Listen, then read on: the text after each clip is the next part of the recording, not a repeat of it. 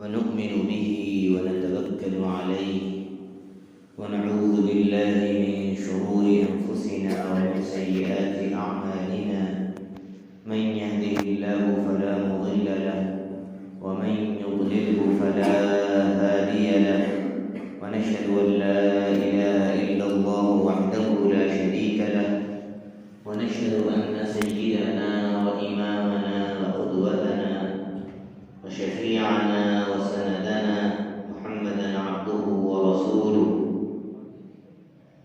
صلى الله تعالى عليه وعلى آله وأصحابه وأزواجه وبناته وأهل بيته أجمعين ومن تبعهم بإحسان ودعا بدعوتهم إلى يوم الدين. أما بعد، أعوذ بالله من الشيطان الرجيم. بسم الله الرحمن الرحيم.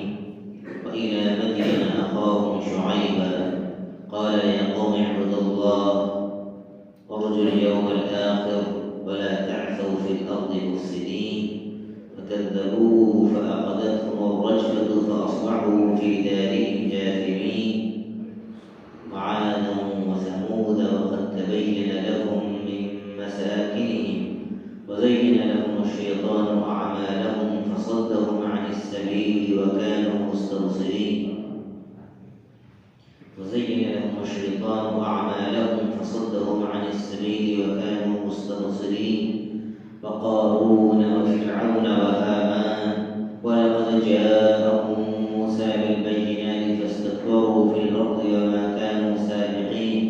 وكلا أخذنا بذنبه فمنهم من أرسلنا عليه حاصبا ومنهم من أخذته الصيحة ومنهم من خسفنا به الأرض ومنهم من أغرقنا وما كان الله ليظلمهم ولكن كانوا أنفسهم يظلمون. وقال نبينا وسيدنا محمد صلى الله عليه وسلم في رواية الظلم ظلمات يوم القيامة. ظلم کی ٹہنی کبھی بھرتی نہیں، ظلم کی ٹہنی کبھی بھرتی نہیں، ناؤ کاغذ کی سدا چلتی نہیں. میرے محترم ایمانی بھائیوں، بزرگوں اور دوستوں، اللہ تعالیٰ کا سبوں کو ہر وقت، ہر آن اور ہر حال میں شکر ادا کرتے رہنا چاہیے کہ اللہ تعالیٰ نے اپنی بے شمار نعمتوں سے ہمیں نواز رکھا ہے، اور ایمان کی اللہ تعالیٰ نے ہمیں ہدایت کی، دین اسلام کی ہمیں ہدایت کی، اور اس کے بعد نیک اعمال کی ہمیں توفیق بھی دی. توفیق کا کیا مطلب ہوتا ہے، اس کو بھی مختصر طور پر سمجھ لیجیے. توفیق کا مطلب ہوتا ہے عربی کے اعتبار سے اللہ تعالیٰ کسی اچھے کام کے لیے حالات کو موافق کر دیں، اس کا نام توفیق ہے. مثال کے طور پر ہم جمعے کی نماز کے لیے ابھی حاضر ہیں، تو اللہ تعالیٰ نے ہمیں صحت سے رکھا، کوئی شرعی عذر ہمارے لیے ایسی نہیں سامنے آئی جس کی وجہ سے ہم جمعے میں نہ آ سکتے تھے. کوئی جانی دشمن نہیں ہے، اور صاحب کوئی ایسا قرض خواہ نہیں ہے کہ اگر ہم گھر سے نکلیں گے تو وہ ہمارا پیچھا کرے گا، یہاں پر مقدمہ کر دے گا، یا ہماری جان کا دشمن ہو جائے گا. اسی طریقے سے اللہ تعالیٰ نے ہمیں صدر ڈھانکنے کے کپڑے بھی دیے. اگر اتنے کپڑے نہ ہوتے تو ہمیں گھر میں نماز پڑھنی پڑتی.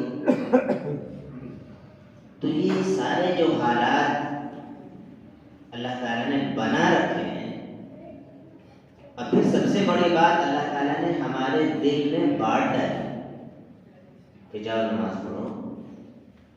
اللہ کے نبی صلی اللہ علیہ وسلم کی حدیثیں ہم نے پہلے سنی اور ذہن میں کسی کے تازہ ہو گئی کہ بھائی جمعہ پڑھنے سے بہت زیادہ ثواب ملتا ہے، یا جو شخص اتنے پہلے جمعے کی نماز میں حاضر ہو جاتا ہے اس کو زیادہ ثواب ملتا ہے.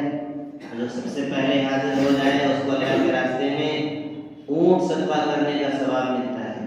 پھر اس کے بعد جو آئے اس کو گائے صدقہ کرنے کا ثواب ملتا ہے. پھر اس کے بعد جو آئے اس کو بکری ذبح کرنے کا ثواب ملتا ہے. پھر اس کے بعد جو آئے اس کو مرغی صدقہ کرنے کا ثواب. پھر اس کے بعد جو آئے اس کو انڈا صدقہ کرنے کا ثواب ملتا ہے.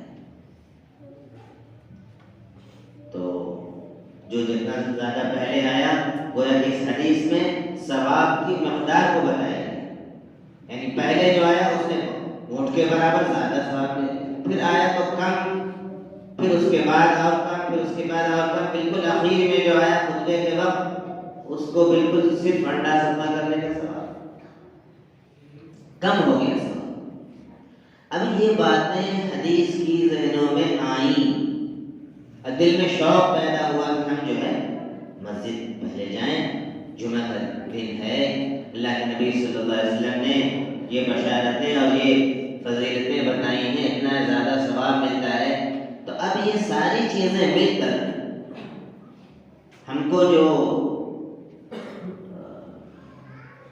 ہم یہاں آ گئے اور قدم ہمارے اللہ کے گھر کی طرف بڑھ گئے, اسی کا نام توفیق. اور اللہ سے ہمیشہ توفیق مانگنی چاہیے کہ اللہ ہمیں زندگی بھر اللہ ایمان پر ثابت قدم رکھیے اور نیک اعمال کی توفیق دیتے رہیے.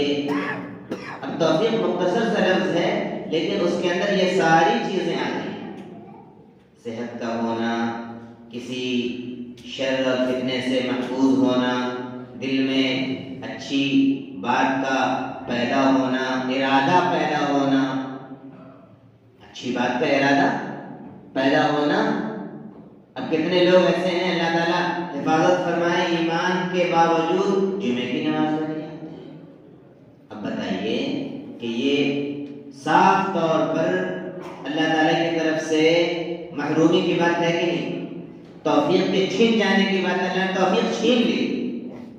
جو شخص اللہ کی طرف قدم نہ بڑھائے, جو بڑھائے اس کے بارے میں تو حدیث میں ہے کہ جو اللہ تعالیٰ سے ایک بالش قریب ہوتا ہے, اللہ تعالیٰ اس سے ایک ہاتھ قریب ہوتے ہیں. جو ایک ہاتھ قریب ہوتا ہے, حدیث قدسی میں ہے, تقربت الیہ باعا, اللہ تعالیٰ فرماتا ہے میں دونوں ہاتھوں سے بانچیں پھیلائے ہوئے اس سے قریب ہو جاتا ہوں. اور جو میری طرف اتانی یمشی جو میری طرف چل کر آتا ہے, اتیتہ ہرولۃ, میں اس کی طرف لپک کے جاتا ہوں. اللہ تعالیٰ فرما رہے ہیں جو اللہ کی طرف بڑھے گا تو اللہ تعالیٰ اپنی ہزار رحمتوں اور محبتوں کے ساتھ اس کی طرف بڑھتے ہیں. اپنی رحمتوں کے گود میں گویا اس کو اٹھا لیتے ہیں. لیکن جو ان الذین یستکبرون عن عبادتی, جو لوگ اللہ سے دعا مانگنے سے اور اللہ کی عبادت سے غفلت برتتے ہیں, غفلت ہی نہیں بلکہ تکبر اور اعراض کا راستہ اختیار کرتے ہیں, دور دور رہنا چاہتے ہیں, تو پھر اللہ تعالیٰ بھی کچھ دن تو مہلت دیتے ہیں لیکن اس کے بعد اللہ تعالیٰ بھی دوری بناتے ہیں. مسجد کا نہ آنا اللہ تعالیٰ کی طرف سے گویا کہ ناراضگی کا سبب ہے, ایک علامت ہے کہ اللہ تعالیٰ نے ہمیں اب سجدے سے محروم کر دیا اور اللہ تعالیٰ نے توفیق چھین لی. اور یہاں پر اس آیت میں تو وعید ہے, سیدخلون جہنم داخلین, ان قریب وہ لوگ کیا ہے جہنم میں داخل ہوں گے. یہاں پر کافر کی بات نہیں ہے. وقال ربکم ادعونی استجب لکم, سب کے لیے حکم ہے. تمہارے رب نے یہ فرمان جاری کر دیا ہے, ادعونی, مجھ سے مانگو, میری عبادت کرو, میں تمہاری دعائیں قبول کروں گا. ان الذین یستکبرون عن عبادتی, اور جو لوگ میری عبادت سے مجھ سے مانگنے سے تکبر کرتے ہیں, یعنی ضرورت نہیں محسوس کرتے, تو وہ قریب جہنم میں داخل ہوں گے. یہ بہت ڈرا دینے والی آیت ہے. ایمان کے باوجود ہم اللہ تعالیٰ کی عبادت نہ کریں، اللہ سے دعا نہ مانگیں. دنیا ایسی ہے کہ آپ اس سے مانگیں گے یا اپنے حالات اس کے سامنے رکھیں گے، دنیا ہنسے گی، خوش ہوگی، جلنے والے اور جلیں گے، مذاق اڑائیں گے. لیکن اللہ تعالیٰ کی ذات تو وہ رحیم و کریم ذات ہے کہ آپ جتنا اس سے مانگیں گے اللہ تعالیٰ اتنا خوش ہوگا اور آپ کی بگڑی بنا دے گا. سب تو اسی کے قبضہ قدرت میں ہے.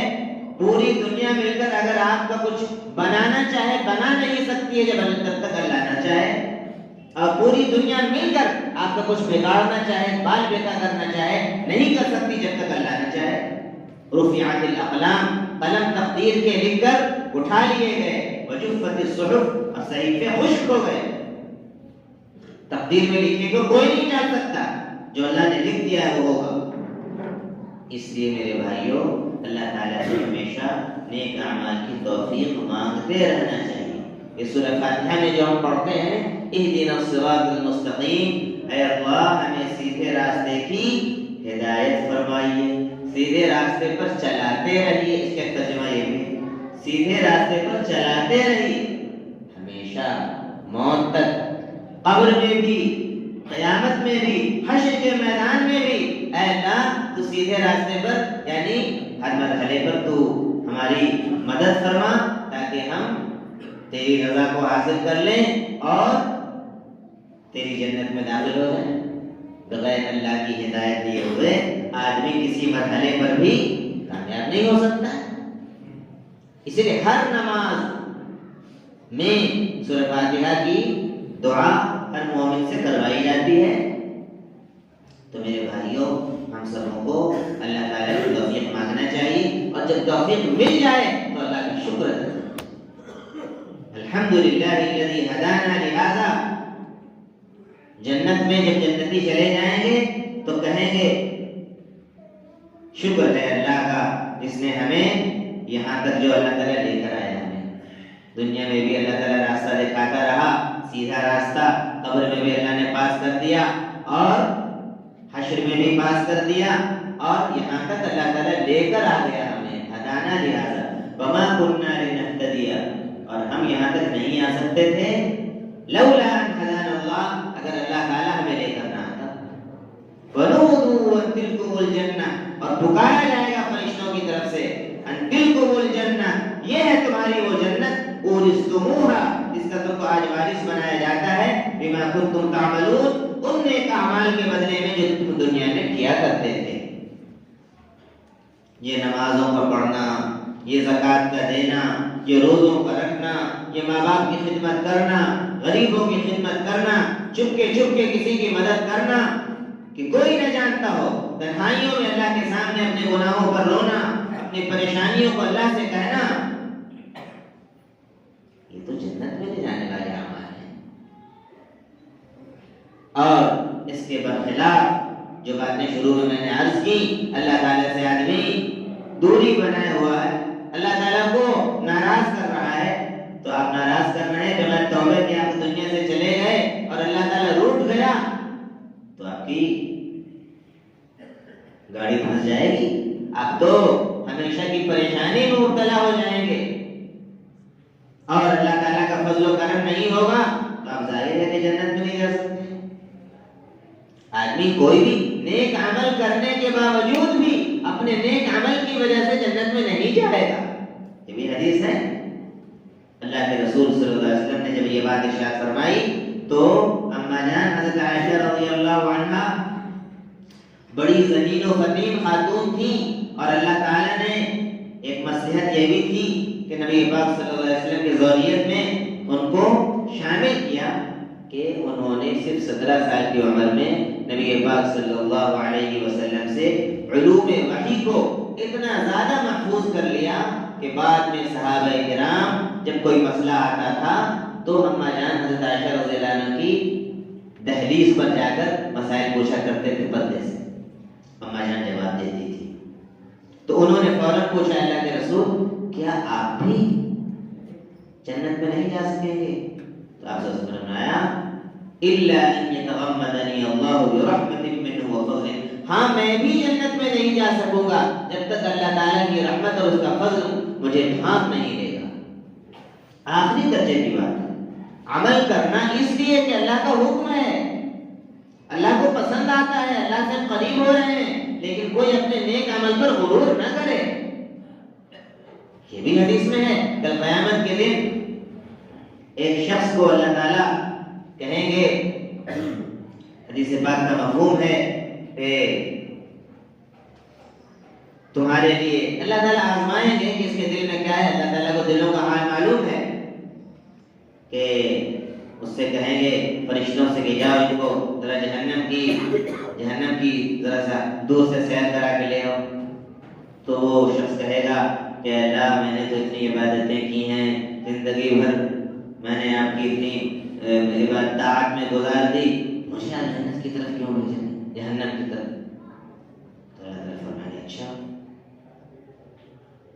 تو اس کو ایسی سخت پیاس لگے گی کہ وہ کہے گا اللہ تعالیٰ سے اے اللہ پانی دے دیجیے، تو اللہ تعالیٰ کہیں گے کہ اس کو ٹھیک ہے پانی دے دو، لیکن کہو کہ پوری پانی کی قیمت یہ ہے زندگی بھر کی نیکیاں ایک گلاس پانی کے بدلے میں۔ اب اس کو پانی دے دیا جائے گا، سخت پیاس لگے گی، تو اللہ تعالیٰ پھر پوچھیں گے اب بتاؤ اب کیسے جنت میں جاؤ گے؟ ساری نیکیاں تو تم نے ایک میری جو نعمت تم نے دنیا میں ہزاروں لیٹر پانی پیے اور کتنے اناج کھا لیے، اور آج تم اپنی عبادت کا یہاں پر بھاؤ لگا رہے ہو، تو ایک گلاس میں تو وہ بک گئی، اب کیسے جنت میں جاؤ گے؟ تو اس وقت بندہ کہے گا اے اللہ اب تو آپ کی رحمت ہی کے سہارے جا سکتے ہیں۔ یہ اللہ تعالیٰ اس لیے قیامت کے دن ظاہر فرمائے گا تاکہ کسی کو اپنے نیک اعمال پہ غرور نہ ہو۔ ہم اللہ کے بندے ہیں، ہم اللہ کے غلام ہیں، اللہ کے نوکر چاکر ہیں، ہم عبادت کریں گے اس لیے کہ اللہ کا حکم ہے۔ آقا جو حکم کرتا ہے غلام کا یہ غلامی کا یہ تقاضا ہے کہ وہ ہر حکم کو پورا کرے، تو مالک خوش رہے گا کہ میرا فرما بردار غلام ہے، اور ظاہر ہے کہ اس کو اپنی عطا اور بخشش سے نوازے گا، تو وہ ذات جو رحیم و کریم ذات ہے، اگر ہم زندگی بھر عبادت کرتے رہے ظاہر ہے کہ ہم ہماری عبادت کو پسند کرے گا وہ۔ اور یہاں پر اللہ تعالیٰ کیا فرما رہے ہیں؟ جنت کا تم کو آج وارث بناتے ہیں اس نیک اعمال کے بدلے میں جو تم دیا کرتے تھے۔ یہ جو اللہ تعالیٰ فرما رہا ہے یہ بھی اپنی رحمت کی وجہ سے فرما رہا ہے۔ جو اپنی عمل پر غرور نہیں کرے گا تو اللہ تعالیٰ پھر یہ کہیں گے نہیں تم بڑا نیک کام کر کے آئے ہو، بہت عبادت کر کے آئے ہو، آج تمہارے نیک اعمال کی میرے یہاں قدر و قیمت ہے۔ کان اللہ شاکرا علیما، اللہ تعالیٰ نعمتوں کی بہت قدر لگانے والا ہے اور جاننے والا ہے۔ تو بندے کی طرف سے اپنے نیک اعمال پر گھمنڈ نہ ہو، لیکن جب یہ گھمنڈ نہیں ہوگا تو اللہ تعالیٰ پھر فرمائیں گے نہیں تم نے بہت نیک اعمال کیے، زندگی بڑی اچھی گزاری، فرما برداری بھی گزاری، آج لو جنت کا انعام۔ اور جنت کیا ہے؟ اعددت لعبادی الصالحین، حدیث قدسی میں اللہ تعالیٰ فرماتے ہیں میں نے اپنے نیک بندوں کے لیے، صالح بندوں کے لیے ایسی نعمتیں تیار کر رکھی ہیں ما لا عین رأت، کہ کسی آنکھ نے دیکھی نہیں ہے ویسی نعمتیں۔ دنیا میں تو یہ ہوتا ہے کہ صاحب کوئی شخص جا کے بتاتا ہے کہ دبئی میں ایسی چیزیں چلتی ہیں، ایسے کھانے ملتے ہیں، ایسی ڈشیں ملتی ہیں، تو ہم نے دیکھا نہیں، کم سے کم اس کے بارے میں کچھ معلومات حاصل کر لیتے ہیں۔ لیکن جنت کی نعمتیں وہ ہیں کہ جن کو اس دنیا میں کوئی سمپل ہی نہیں ہوتا۔ اور اللہ تعالیٰ نے یہ جو فرمایا ہے نا سورہ رحمان میں اور کئی جگہ پر، جو اللہ تعالیٰ نے جنت کی نعمتوں کا کے نام لے کر جو باتیں ارشاد فرمائی ہیں، فیہما فاکہۃ ونخل ورمان، جنت کے دونوں باغ میں کیا ہوں گے؟ میوے ہوں گے، ڈرائی فروٹس ہوں گے، ونخل اور کھجور ہوں گے، ورمان اور انار ہوں گے۔ تو یہ اللہ تعالیٰ نے بطور مثال کے صرف دیے ہیں کہ دنیا میں جو تم کھاتے ہو جنت میں بھی ملے گا، لیکن جنت کا جو انار ہوگا، جنت کا جو کھجور ہوگا، جنت کے جو ڈرائی فروٹس ہوں گے، اس کو دنیا کی ان نعمتوں سے کوئی مقابلہ ہی نہیں ہوگا۔ وہ ہزار اور لاکھوں درجے اپنی لذت میں، اپنی کوالٹی میں، اپنی کوانٹٹی میں بڑھے ہوئے ہوں گے۔ یہ سمجھانے کے لیے اللہ نے کہا ہے، یہ جو تم کھا رہے ہو نا، جیسے بچے کو کہا جاتا ہے یہ چاکلیٹ لے لو، پھسلانے کے لیے، قریب کرنے کے لیے اللہ تعالیٰ نے ایسے ہی بندے کو بتایا یہ ہے انار، تم کو یہ تم کھاتے ہو نا اس طرح کا ملے گا، سمجھانے کے لیے۔ لیکن وہاں کی جو حقیقی جو نعمتیں ہوں گی وہ ظاہر ہے کہ ایسی ہوں گی کہ دنیا میں کسی آنکھ نے دیکھا ہی نہیں ہے، ولا اذن سمعت، اور کسی کان نے ایسی نعمتوں کے بارے میں آج تک سنا نہیں ہے۔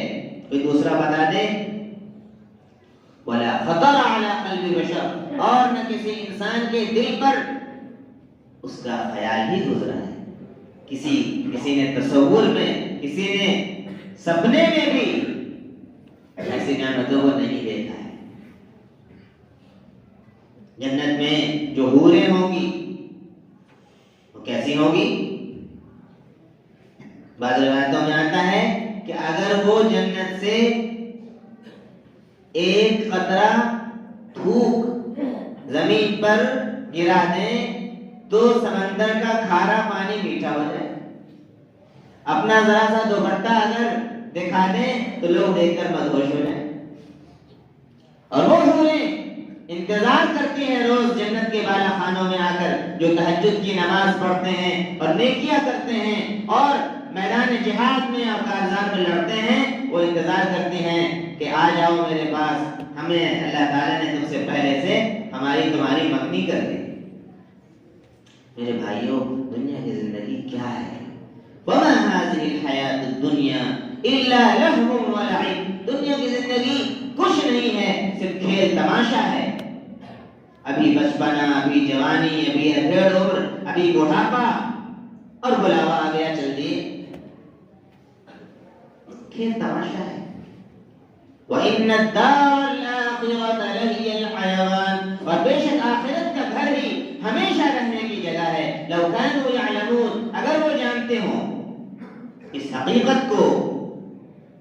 نبی پاک صلی اللہ علیہ وسلم دنیا میں تشریف لائے، 63 سال اس دنیا میں رہے، لیکن آپ نے فرمایا مَا لِيَ وَلِلدُّنْيَا، مجھے دنیا سے کیا لینا دینا، مَا أَنَا إِلَّا كَرَاكِبٍ، میری حیثیت دنیا میں ایسی ہے صرف جیسے کہ ایک سواری، کوئی سواری پر جا رہا ہو، استظل تحت شجرة، اور تھوڑا سا آرام کرنے کے لیے کسی پیڑ کے نیچے تھوڑا سا آرام کر لے، ثم راح وغدر، اور پھر آگے کو بڑھ جائے۔ تھوڑے دن کا پڑاؤ ہے، ایک جنکشن ہے دنیا، آگے منزل آخرت کی ہے، اور وہاں کے لیے ہمیں تیاری کرنے کے لیے اللہ تعالیٰ نے دنیا میں بھیجا ہے۔ میرے بھائی، ہم سبوں کو اللہ تعالیٰ سے اپنے گناہوں کی توبہ کرتے رہنا چاہیے اور ڈرتے رہنا چاہیے، کوئی ہم سے گناہ نہ ہو جائے، کوئی ہم سے کسی پر ظلم نہ ہو جائے، ہم کسی کا حق نہ مار لیں، نہ اللہ تعالیٰ کے حق میں کوئی کوتاہی کریں۔ اللہ کے حق میں کوتاہی کیا ہے؟ شرک کرنے لگے کوئی، سب سے بڑا ظلم اور پاپ ہے، توبہ فوراً کرنی چاہیے۔ بندوں کے حق میں کوئی آدمی ظلم کر دے، کسی کو ستائے بھیجا اور کسی کی زمین ہڑپ کر لے، کسی کا قرض لے کر بیٹھ گیا ہے، ادا کر سکتا تھا، جان بوجھ کر میرا سورس ہے، میرا تھانے سے فلاں سے میرا تعلق ہے، تو کیا کر لو گے؟ دیکھیں بہت چل رہا آج کل۔ اللہ کا ڈر نہیں ہے کہ اللہ کی عدالت میں جانا ہے، جس کو جو یہاں پر موقع مل رہا ہے وہ دوسرے پر چڑھائی کر دے۔ ہر بڑی مچھلی چھوٹی مچھلی کو کھا رہی ہے، یہ آج ہو رہا ہے، جسے کہتے ہیں لوگ ترقی کا زمانہ ہے اور سائنس کا زمانہ ہے، ٹیکنالوجی کا زمانہ ہے۔ ہاں، انسان نے پرندوں کی طرح آسمان پہ اڑنا سیکھ لیا، لیکن ابھی تک انسانوں کو زمین پر انسانوں کی طرح چلنا نہیں آیا۔ جس کو جہاں موقع مل رہا ہے وہ کمزور کو دبا ہے۔ یہ ہو رہا ہے کہ نہیں ہو رہا ہے؟ یہ کیوں ہو رہا ہے؟ اللہ سے ڈر نہیں ہے، اپنی موت کا استحضار نہیں ہے، اور اس کا استحضار نہیں ہے کہ اللہ تعالیٰ اگر ناراض ہو گئے تو ہمیں جہنم میں بھی ڈال سکتے ہیں۔ جہنم کیا ہے؟ قرآن مجید میں ہے، اللہ تعالیٰ فرماتے ہیں وَجِيءَ يَوْمَئِذٍ بِجَهَنَّمَ، اس دن قیامت کے دن جہنم کو لایا جائے گا۔ حدیث میں اس کی تشریح ہے کہ جہنم ایک سخت اور بہت ہی خطرناک قسم کے جانور کی شکل میں لائی جائے گی، اور 70,000 فرشتے اس کی لگام کو کھینچ رہے ہوں گے، پھر بھی وہ تیزی کے ساتھ جہنم کی طرف بڑھ رہی ہوگی اور سب کو گویا کہ کھا جانا چاہتی ہوگی۔ یومئذ یتذکر الانسان، اس دن انسان کو سمجھ میں آئے گا، اس کی عقل کام کرے گی، وَأَنَّى لَهُ الذِّكْرَى، لیکن اس دن کا سمجھنا کیا کام آئے گا اسے؟ اس لیے میرے بھائیوں، ہمیں تو اللہ تعالیٰ سے ڈر کر زندگی گزارنی چاہیے، اور اللہ تعالیٰ کی اطاعت اور فرما برداری کرنی چاہیے۔ نہ اللہ تعالیٰ کے حق میں کوئی کوتاہی کریں ہم، اور نہ بندوں کے حق میں کوتاہی کریں۔ ایک سچے انسان، اچھے مومن اور بھلے مانس، سچے اور شریف انسان کی طرح ہمیں زندگی گزارنا چاہیے۔ شریف اس لیے نہیں کہ دنیا والے کہیں یہ بڑا نیک آدمی ہے، شریف اس لیے کہ میری کل گاڑی قیامت کے دن نہ پھنس جائے، اس لیے ہمیں اچھی زندگی گزارنی ہے۔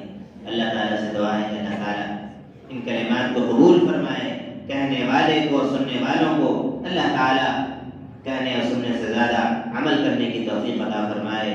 آمین۔ وآخر دعوانا الحمدللہ رب العالمین۔